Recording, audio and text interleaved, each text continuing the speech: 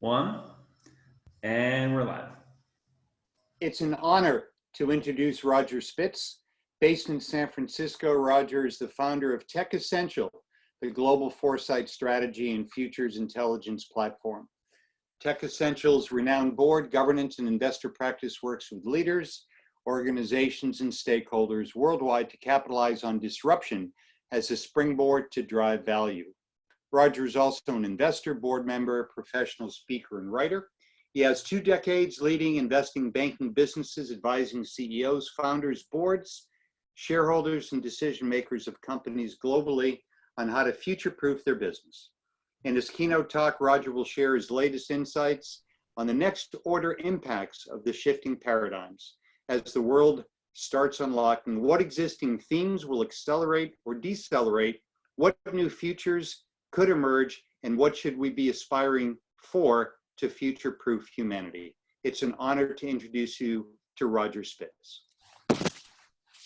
Fantastic. Thanks so much, Jim, and the sponsors, Johns Hopkins University.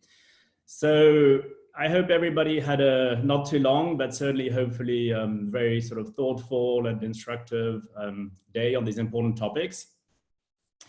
As Jim mentioned, while as futurists we don't deal in predictions, we do, however, look at the future, try to decode signals, assess possible next order impacts, and imagine plausible futures. And the important thing about that is, through agency, think about what is required for our preferred futures to materialize. There have been a great pause on many things, as well as major acceleration. The future is closer, and we're now prototyping at a very accelerated rate. So for the next few moments, as we close this day, which the teams have put together, as Joe mentioned, what I want to look at is what are the existing trends which are accelerating or conversely might decelerate? What are the emergent themes and trends which might become even more impactful? And we should aspire and have agency to think about our preferred future, and more than thinking about it, what we should be doing to make our preferred future materialize. So on the accelerating trends, there are three themes which I want to spend a moment on. The first one is exponential. The second one is the future is free. And the third one is the concept of radical transparency and traceability.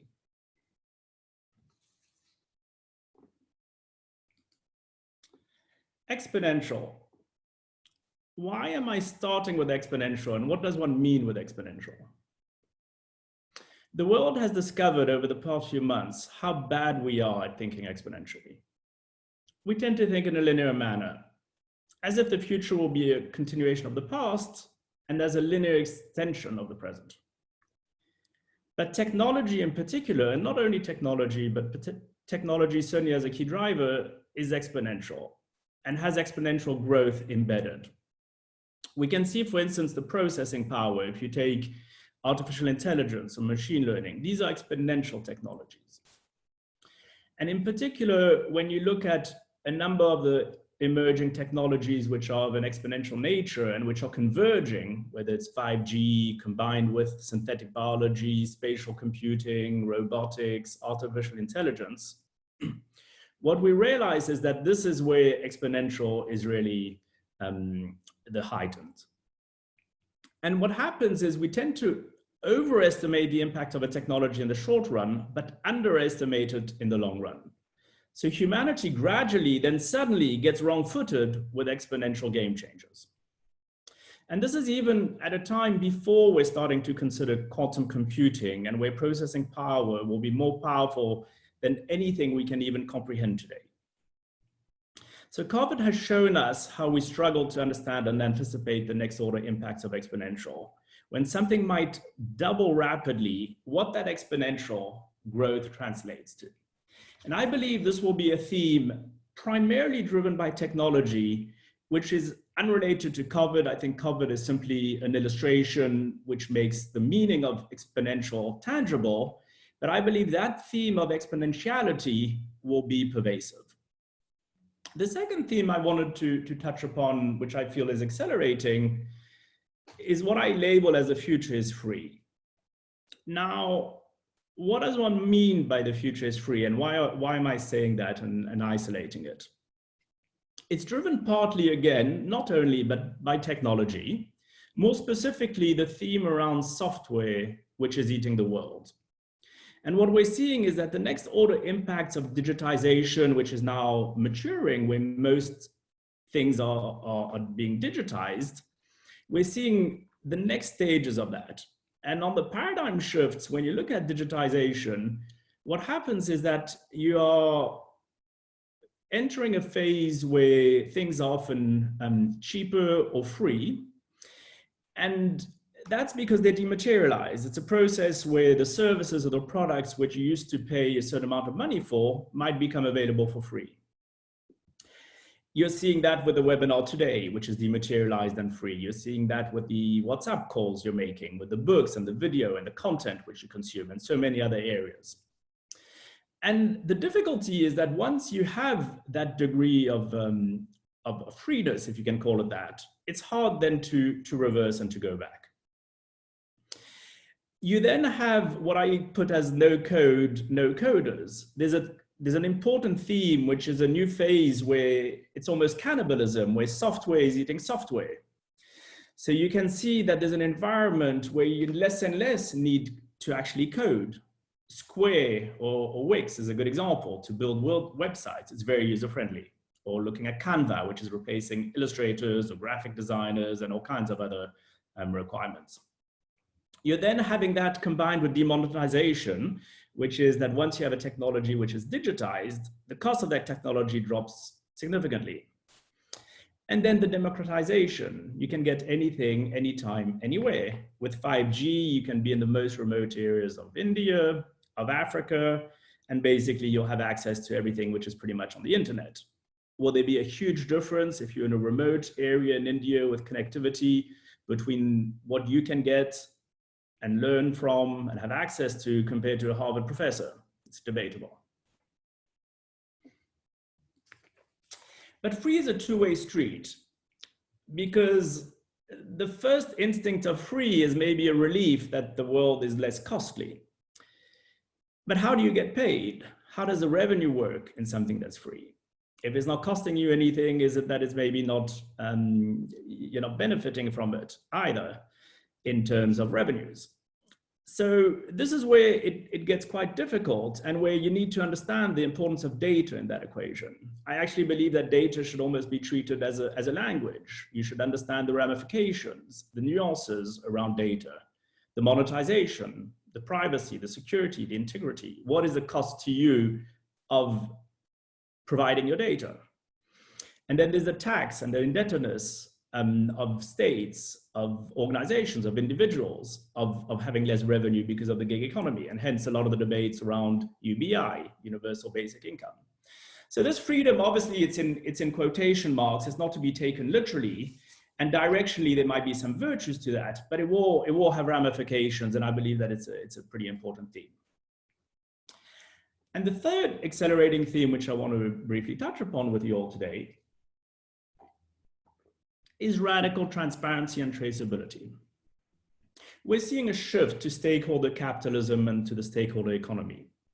I think companies and governments, organizations previously paid lip service to and marketing messages around environmental, social, and governance, what we call ESG, but without the traceability and accountability. Today, we have changing consumer and social expectations around equality, ethics, and values, and an expectation that that purpose and responsibility change and shift will be impactful. But what's important here is that this stakeholder world, this broad stakeholder world with multiple, what we call multiple bottom lines, the technology enables the transparency and traceability. So the combination of the social shifts and expectations, but also the technology, whether it's social media, which amplifies information, whether it's artificial intelligence, whether it's through blockchain, for instance, to understand better the supply chain transparency or data protection. All of these areas mean that there's more accountability, and therefore the societal shift combined with the technology and the traceability makes everyone more accountable for this important phase. We're now going to look at two themes which I see as decelerating. And the first one is almost the other side of the coin of what we saw with exponential. It's the end of linear. What do we mean by linear? I think all of us, most of us, are used to having life and a perception of life and the world as linear. We have a three-phase life, normally. You have education, you work, you retire. But how does that function in a more fluid and in a 100-year life? You're looking at automation, which is a process of automating known tasks, existing functions or professions. But we're not looking at new outcomes or transformations where it's not a question of when and how will machines or artificial intelligence perform the same actions of a lawyer or of a surgeon. We need to imagine different outcomes. The real question is, will the actual professions or processes or functions that we are automating, will they still exist tomorrow? Will they be transformed into something completely different?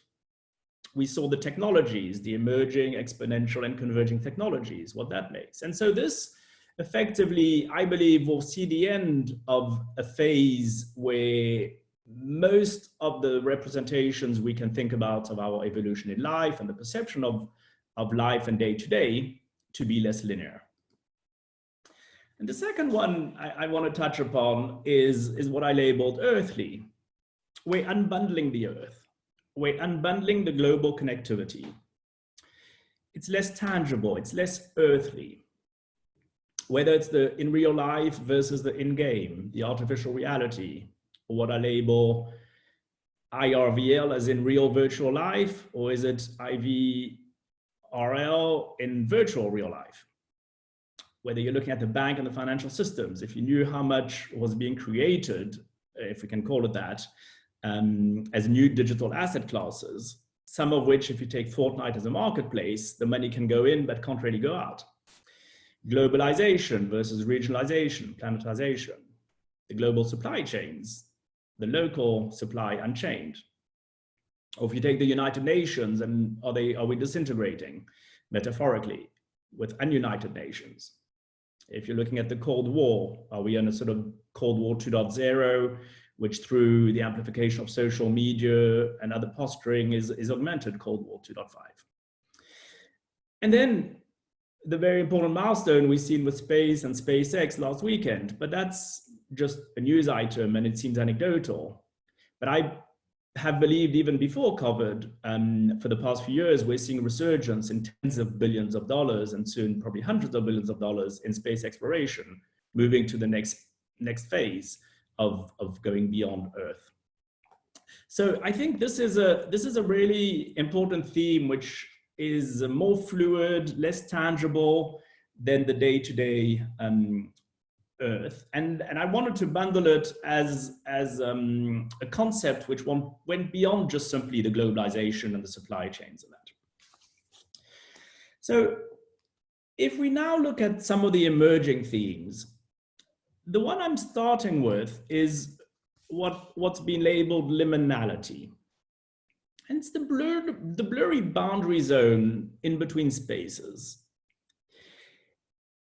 The word liminal means a state, a stage, or period of transition. Its origins are actually from Zen Buddhism, and we can look also to some of the philosophers, not least Socrates and Plato. And it's really where things are becoming more blur, where everything blurs, the lines are less defined, there's some fluidity, some evolution. The liminal space is a blurry boundary between two established and clear spatial areas. A liminal moment, a blurry boundary between two segments of time. Maybe where there's ambiguity, maybe disorientation that occurs in the middle stage of a rite of passage. And I think here the important thing is that we have to embrace this, because I don't believe we'll suddenly come back to the other side of the before or after, but we will continue, I think, for a prolonged time to be in this in-between zone. And that's just simply uncertainty. It's simply ambiguity. It's simply blurred boundaries. And you can see that I've put some elements on the slide to illustrate that. But whether it's the humans versus genetic engineering, whether it's the IRL we talked about versus artificial reality, whether it's the normal and waiting for the sudden new normal to arise, whether it's the different sectors, technology, telecoms, automotive, healthcare versus converging industries where they all blur. What is today the difference between a technology company and an automotive company, a finance company or fintech company? There's a sort of convergence of sectors, science fiction and science facts, and the list goes on. Hyper-augmentation. So this is a very important theme to my mind, which is connected to artificial intelligence and to the speed with which artificial intelligence is learning very fast, machine learning, and the question as to how we are evolving. And so here, I like to look at AI in the decision-making value chain. AI has a very important role around analytics to support decisions, and the augmentation role to help us predict, pattern recognition, a number of things which AI is very good at doing. And on the right, I've noted some of the more prescriptive elements, the action triggers, the actual decisions for which today humans have the edge. We decide the preferred option, we decide whether to stop or to go for a particular decision. And these decisions, we may not make them autonomously, but we probably call the shots as humans compared to AI. But I think that augmentation is really the crux of the question as to what is happening here. We tend to focus on how fast AI is evolving, in what direction AI is evolving, whether it will catch up with humans. But I don't think we spend enough time thinking about how we as humans are adapting, how we are increasing our abilities, how we are increasing our capabilities, and whether that relationship between artificial intelligence, machines, and humans is one where we have a balanced role and a partnership role where they are augmenting our ability to make decisions and supporting us as humans, or whether there's a substitution element which might arise in time. So where AI is the most impactful today is for optimization, augmentation, which we talked about. It's moving quickly in terms of creativity. So actually, we've seen in medicine some new discoveries, drug discoveries, where AI has been very important in. So it's a joint venture, almost hyper-augmentation between humans and us. But we have on the right what we call complex systems, which are generally left to humans today, as we mentioned earlier. So we have this AI with a nice, important support role. And what do we mean by complex systems? And what is happening around complex systems where today we are, I think, in the driving seat for now? I'm going to refer to the framework of Dave Snowden in looking at the different semantics and definitions around what's complicated versus complex, because I think this is very, very helpful. And complicated, to keep it simple, is really, it's more straightforward than complex. Complicated has known unknowns. So you can rely on good practice, expert come up with a range of answers, and there's a solution. And actually, this is where there's a known cause and effect, and this is where it's the strong comfort zone for AI. Conversely, complex, or not conversely, but as a distinction, complex, which I believe is increasingly dominant and becoming a constant, is where you need to understand really complexity science and systems, where with uncertainty, we're moving from what may happen, what might happen, what could happen in this complex world, to actually having to prototype experiential futures of today's complex world. I think we are now predominantly in that quadrant. And there are no right answers there. They're mainly unknown unknowns. And it's through experimentation and innovation, trial and error, instructive patterns will hopefully emerge. And that is a very different environment where AI is not either the best suited today, and where as humans, the question is, how good are we at this more unpredictable, at this more flux type of framework and environment? So what should we be aspiring for? What should be our preferred futures? My thoughts, I've articulated them in 3 elements. The first one is to start on the playground,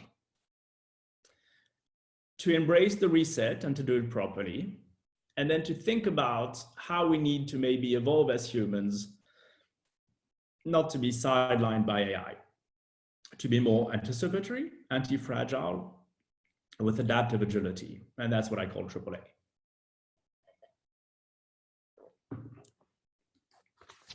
So let's dive in. Fall off the edge of the playground. When you look at some of the countries which have the most startups per capita, which have the most R&D intensity in the world, let's take Israel as an example, you see that children are given agency. They encouraged imagination. They challenge convention. They are taught to experiment, to iterate. Failure is expected. That's how you learn. No one wants to fail. You do everything you can to avoid failure. But it's accepted that that is a very, very good way of learning and a very important phase.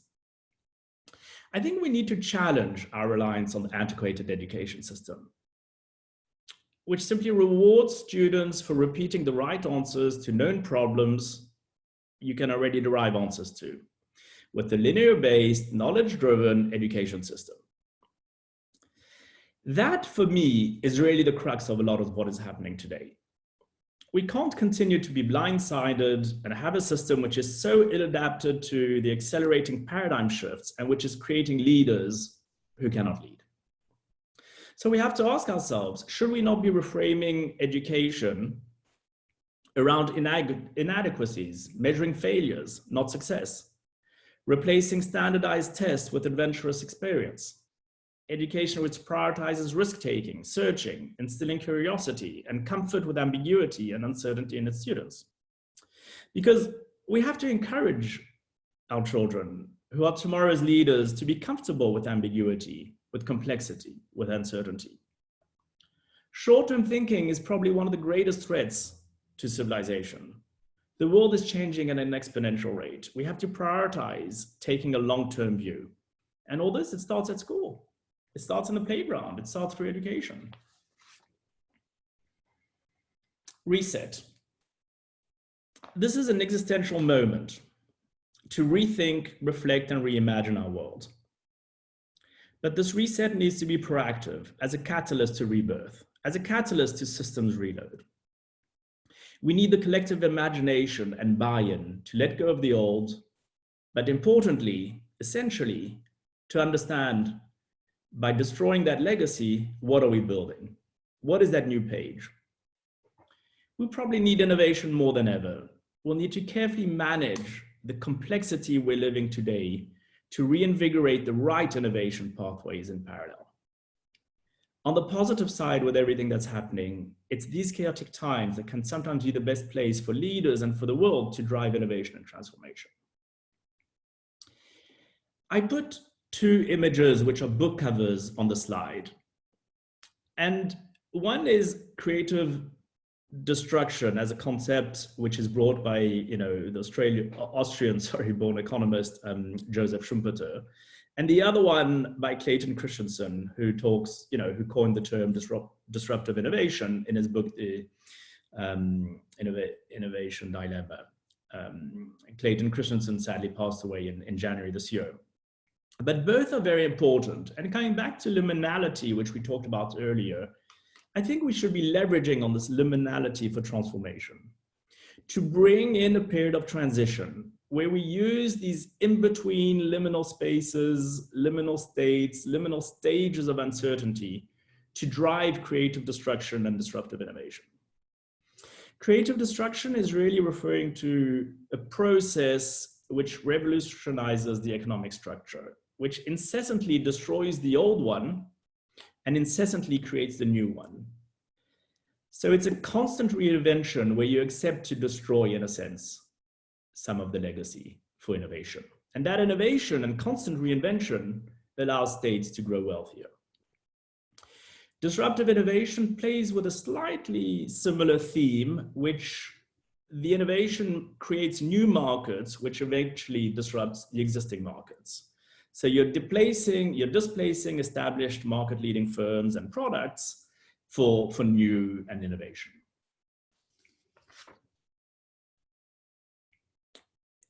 I think humanity today is at a crossroads. I think that we probably have some say in terms of how artificial intelligence evolves and whether, for the term AGI, which I have on the slide, which is artificial general intelligence or singularity, I won't enter into debates as to how close we are to AGI or to singularity and what the timing is and whether it will ever happen. There are people much better suited than me to speculate on that, the Ray Kurzweils of the world. But what is certain is that artificial intelligence is moving very fast, and machine learning and natural language processing and all these technologies are evolving very quickly. And so the question for me is really, are we able to find this new equilibrium in the sense of a system which reaches the balance among competing forces, which are significantly different from the current balance? And those new equilibrium would be where we adapt to being more anticipatory, anti-fragile, adaptive agility. And this is not a business class you do at Harvard and go through and tick the box. This is really a fundamental change of everything that we're taught, of the way of thinking, of the time horizons with which one thinks. And my concern is that if we don't step to the challenge of ourselves reaching that new equilibrium, is that we may enter a transformation, which is that the system is discarded with a new set of rules and with a new system, which might be AI-led. And so here to wrap up is the choice I think we have. We have one, which is either we aspire to really rethinking, resetting, including very much at the educational level, a lot of the things we talked about and more. And then we'll be in the transition phase in the middle box of the slide, which is hyper-augmentation. Artificial intelligence are helping us with our decision-making. Artificial intelligence remains very strong with specific domain where they can be autonomous. But ultimately, with the use of data and the insights, experts call the shots. And that transition is an augmentation, hyper-augmentation phase we're moving towards. And in that phase, we're required to have a good and strong human-machine partnership. So we need to upgrade ourselves and adapt and make sure that we're not dumbed down by the complex systems, that we're able to handle it. Otherwise, the risk is that the future becomes what I call C-suite to A-suite. C-suite, as you know, is a term for leadership teams, CEO, CFO, Chief Marketing Officer. And could the C-suite be replaced by A-suite, algorithms or AI, if we don't step up to the challenge? Could it be that you end up AI autonomously evaluating a range of options and making decisions? They run through the consequences, the payoff. AI could assess its preferred decisions based on optimized returns, which are pre-calibrated, quality based on the quality of the outcome, the speed, the cost, or the risk. Whereby the world is so complex, if we're not able to step up to the challenge, where you might end up just simply having too much of a liability of ignoring AI, or simply not the ability to make those decisions in such complex systems. And where effectively you could be sidelined by decentralized autonomous organizations or different types of evolving artificial intelligence. And this, once again, is at a time where, although technology is moving fast, and certainly artificial intelligence, we haven't yet reached the quantum era, which will then be a completely new set of complexities for mankind, at least, an acceleration for humanity. So that's our challenge. And my hope is that we will embrace a complete rethink, reset, starting in the playground. And on that, I have a very positive view of the future, where we have agency, where we take things in our own hands and make sure that we adapt and thrive to this new world. Thank you very much, everyone, and I hope you had a very good day.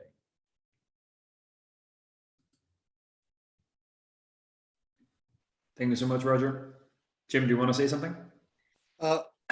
Yes, real quickly. Roger, I had a question first. And Walt, I don't know if you're still with us. I'm sure you have a question or two for Roger, but the role of government, we had a panel on government earlier today. And I'm just curious, in what ways do you think, Roger, government can, should, or may assist? And in what areas can, quote, government hinder this transition to a new thought, a new thinking, and a new society that you're discussing? No, it's an important question, and I very much enjoy Yuval Harari, who talks about the predicament we're in, and obviously very well-known Israeli philosopher and thought leader, and who talks about, he uses this expression, which unfortunately I have to adhere to, which is there are no adults in the room. And I think the difficulty today is really the lack of adults in the room. I'm not sure it's a question of whether it's a government organization or whether it's a private organization or whether it's individuals or people like Bill Gates. I think it's really a question of collectively, from the government agencies to the leaders of business to everyone, as to whether we have the right mindset to think about the right time horizons, whether we're able to, be thoughtful enough as to what is the best for the next generations, as to understanding the next order impact of some of the decisions we are making and the short-termism. And I think in a way, whether that's packaged as, obviously governments are very important in terms of their roles of leading things, but you could have phenomenal initiatives by multiple type of agencies, organizations, companies, individuals. And I'm concerned, to be perfectly honest, that Yuval might be right. I don't know what adults are in the room. And so as the world gets together to rethink, I think the opportunity is there. And I think we should be very positive, but we do need some leadership with the right mindset. We do need these adults in the room. So hopefully it's just that some are sitting down and some are maybe just not in the room yet. And for those who are in the room, they'll stand up. And for those that are not in the room, maybe they'll enter the room.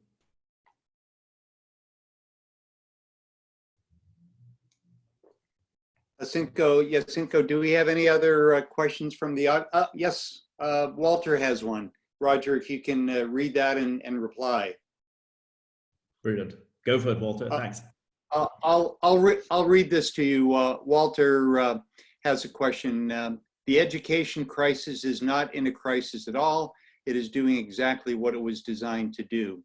Here's the question. As a futurist, what would you say with your clearest and loudest and most influential voice to educators now to make fundamental change? Yeah, so I tried to touch upon some of the themes early on, and it's really the difference between the linear, knowledge-driven education system where people are encouraged to basically find solutions to problems which have known solutions and where the answer is known, and where you're basically rewarding, that's regurgitating basically that knowledge, versus a system which is more, adventurous, which is more creative, which allows failure. And I think there's also an element, and I'm not saying this just because I'm a futurist. I became a futurist because I firmly believe this. I think there's an element in terms of also the time horizons and how one looks at things, the oversimplification of the world. And I think that coming back to the question on education, I think, and there's a wonderful organization I'm spending a bit of time with called Gen Z Futurists, which is driving some of the changes, as well as people like Peter Bishop and others. But I think futures and futures literacy should actually be brought into the schooling system so that tomorrow's leaders will not be as short-sighted as we have today. And as you bring futures thinking into the education system, I think one needs to be very careful not to keep education as it is today, which was fine maybe 100 years ago, but rethink education. Because if you just overlay a theme on futures and teach kids about the future and keep everything else as it is, I'm not sure that's really going to move the needle or change anything. I think one really needs a rethink about the education system. What is the value of knowledge today? What are we missing? And it's to do with that quadrant about, are we trying to do very well in the complicated world? And how much of the world today is complicated? Or are we trying to basically have emergent themes and understanding of unknown unknowns in the complex world? And the more we believe that the complex world is a significant part of the world today, the more we need to think about what is the education system, if it's just looking at helping people with known unknowns and with becoming experts and with managing complicated versus complex systems. One more question, Roger. Do you see the private sector having a critical role to share and in reinforcing these messages? I do, because the private sector, I see it in a way, and maybe it's because I'm an ex-banker or what have you, but I see it as the demand side.